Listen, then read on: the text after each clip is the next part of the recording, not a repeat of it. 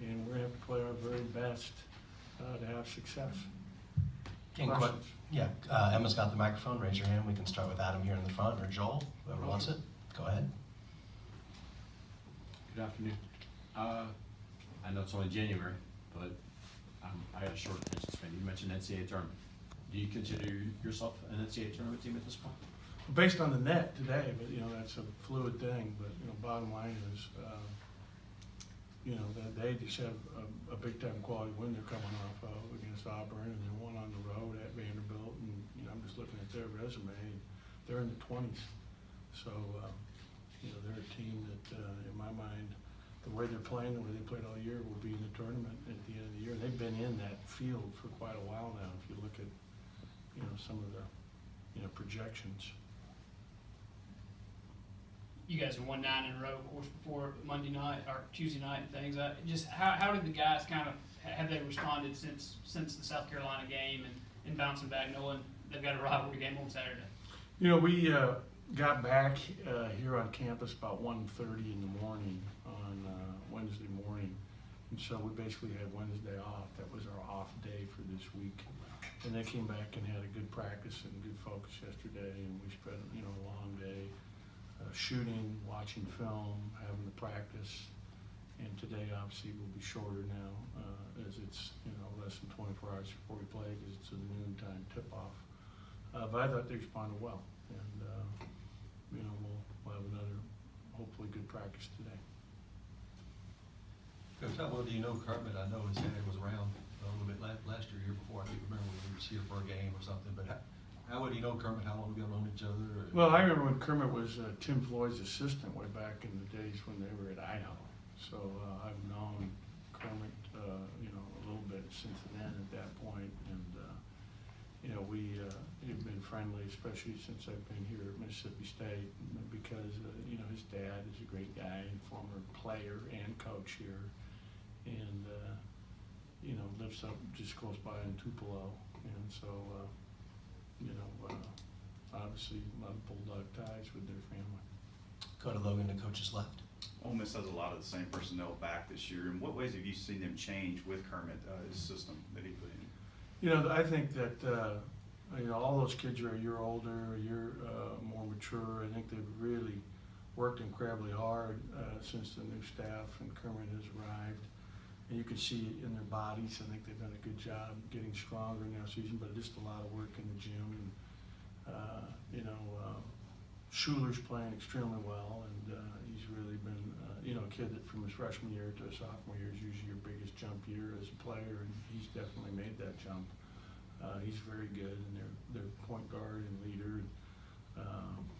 Tyree is an all-league player in our league. He's really playing well, and he was fantastic. Their last road win at Vanderbilt with 31, and he's a very good player who can really shoot it with range, and they're a good shooting team. And you look at their offensive efficiency; they're way up there near the top of the country. They shoot 38% from three. They're one of the top free throw shooting teams in the country at 76%. They have a good defensive efficiency, so they play both sides of the ball. And Davis was fantastic the other night. He's been good all year. I mean, his three-point percentage is outstanding on the year. When you look at Davis, he's shooting 42%, and higher than that in the conference, and he's doing a great job rebounding the basketball. He's their leading rebounder. I think he leads them in assists, rebounds, and the second in scoring. So he's having a really good year. And their big kid, and who's really done a great job for him. How do you pronounce his name? Olenichik. Very good. Thank you. Olenichik. He's a good player. I mean, he's done a lot of nice things for them, setting screens, taking up space, he's scoring around the basket. Very good passer. He has a good skill level when you watch him play. He really has a lot of things going for him. So, we still have two really good freshmen too, and Henson, who started every game for him at the 4, and then Buffin, that's their 4-man. Those two guys split that time for the most part, and they're really, really good players, and they're both stepped up and had huge games. I think Buffin had 14 against Auburn. Henson's been great all year, so they've got a nice rotation. Go to the back in the cameras. giving up offensive rebounds was a problem at South Carolina. Then you look at Ole Miss with Olenichek and Bruce Stevens and some of the other, you got some size down low. Has that been one of the major emphases since you guys got back from Columbia? Yeah, we definitely want to block out better than we did down there and get everybody rebounding. You know, they beat us on the boards in Columbia the other night by 7 rebounds, and that was a huge difference in the game. They outboarded us by 7 offensive boards and then 7 for the game total. And so we've got to definitely do a better job at everybody rebounding and doing a better job with our transition defense. Our transition defense was very, very suspect in that game as well. Go back to Logan over here.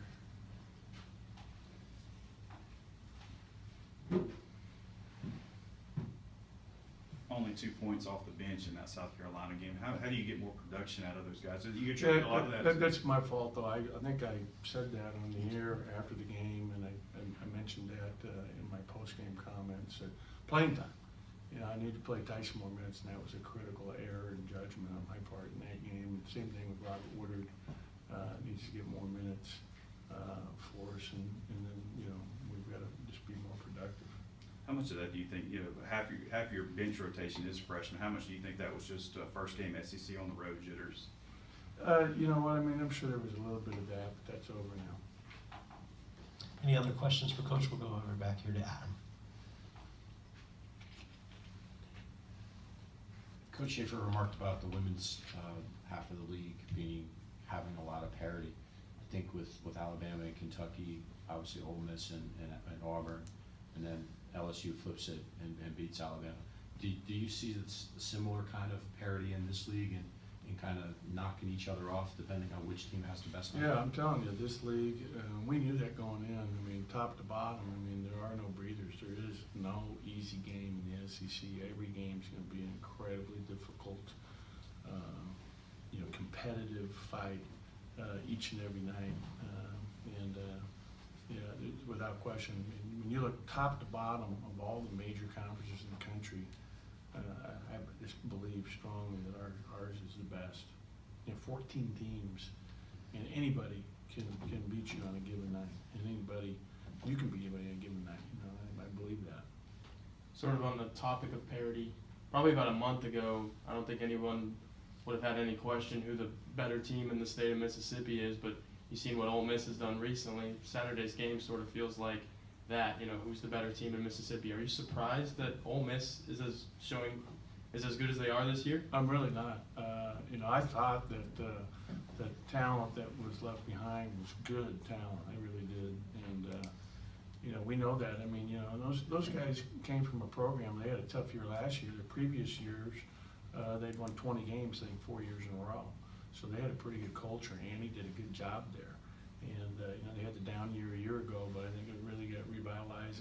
And then they're coming with new enthusiasm and, you know, really a very good experienced coach like Kermit. I think, you know, they've taken it and really built something that is strong. And they've had, you know, they're doing it with those veteran guys with the exception of those 2 freshmen.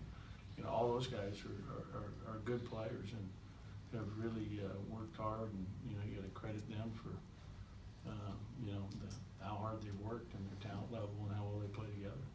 We'll go back to the cameras again. With your experience building a program here at Mississippi State and then seeing what Kermit is doing at Ole Miss, just from your experience, what are some big aspects that go behind building a program, especially like, you know, Ole Miss tying its win total from last year already, you know?